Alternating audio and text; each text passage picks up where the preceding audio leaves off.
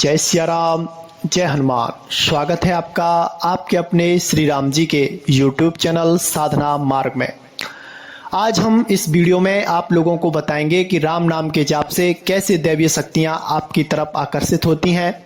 आपको मिलती हैं और कैसे जाने कि दैवीय शक्तियां आप पर आकर्षित हो रही हैं।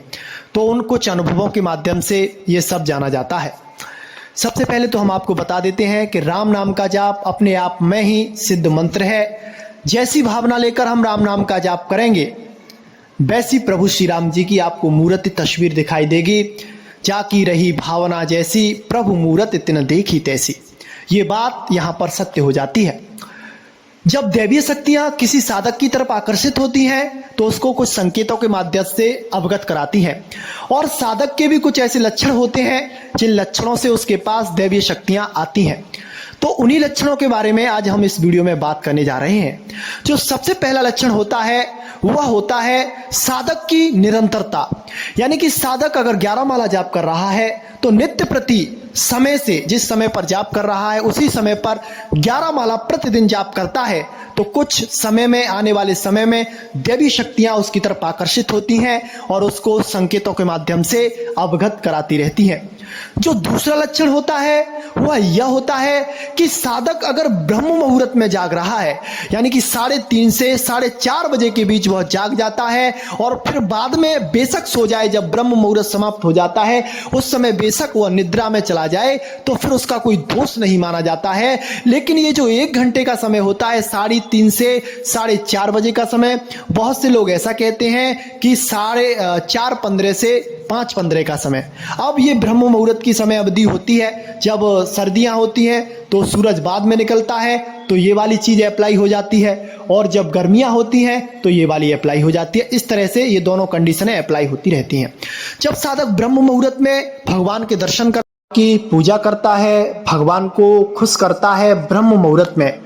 और भगवान के नाम का जाप करता है, तो उस समय जो भी सकारात्मक शक्तियां होती हैं वो राम नाम के जाप के प्रभाव से या किसी भी भागवतिक मंत्र के जाप के प्रभाव से आपकी तरफ आकर्षित होती हैं। उस समय आपको लगेगा जैसे आपको कभी कभी खुशबू आने लग जाएगी, कभी कभी आपको ऐसा लगेगा कि ठंडी सी हवा आपके छूकर निकली है, कभी कभी आपका एकदम ध्यान लग जाएगा और कोई ऐसी तस्वीर, कोई ऐसी मूर्ति आपको दिखाई देगी जो आपने कभी देखी नहीं होगी। तो ये जाप के समय होता है। तो अगर आपके साथ ऐसा हो तो समझ लीजिए कि आप पर दैवीय शक्तियां आकर्षित हो रही हैं।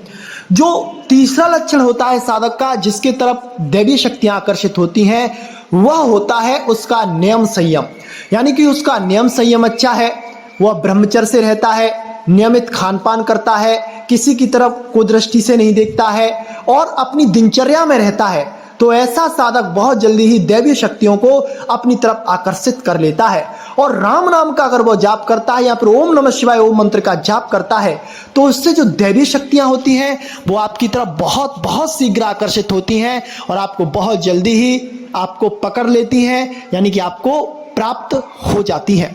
तो निरंतरता और संयमता ये दोनों साधक के जीवन में होना बहुत बहुत जरूरी है। और जो तीसरा लक्षण साधक के अंदर पाया जाता है वह यह पाया जाता है कि उसके अंदर किसी के प्रति द्वेष भाव नहीं रहता है, छल कपट से वह रहित हो जाता है, और उसके साथ अगर कोई गलत भी कर देता है तो वह उस चीज को गलत नहीं मानता है, वह उसे भगवान का एक संकेत मानता है कि भगवान ने हमको यह संकेत दिया है और हम इस संकेत से इस तरह से अच्छे मार्ग पे आ सकते हैं। वह इस तरह से अपने विवेक के द्वारा उन सारी चीजों को पार करता जाता है, और जब इन चीजों को वह पार कर लेता है, जब वह दूसरों के लिए जीने लगता है, दूसरों का जन कल्याण करने की उसके अंदर भावना आती है, धर्म के कार्य करने की भावना आती है, तो जो दैवीय शक्तियां होती हैं वह स्वतः ही उसकी तरफ आकर्षित होती है। क्योंकि जो दैवीय गुण होते हैं और जिन जीवों में, जिन इंसानों में दैवीय गुण पाए जाएंगे तो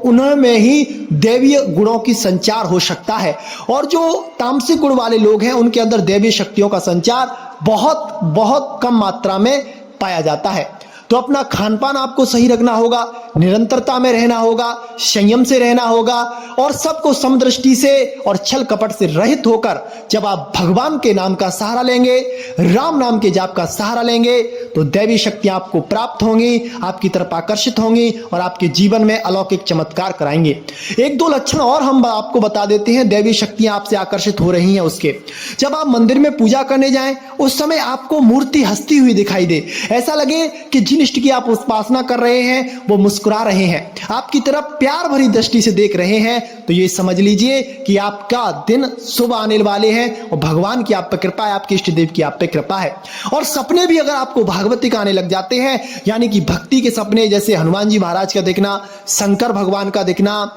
उनके दूतों का दिखना, पहाड़ों का दिखना, हरी भरी घास के मैदान दिखना और सरोवर दिखना, बड़े सुंदर सुंदर सरोवरों के घाट दिखना, तीर्थ यात्राएं और तीर्थ क्षेत्र दिखना, ये सब एक तरह से समझ लीजिए कि आपको दैवी शक्ति मिलने के संकेत होते हैं और इन संकेतों के माध्यम से ही जो दैवी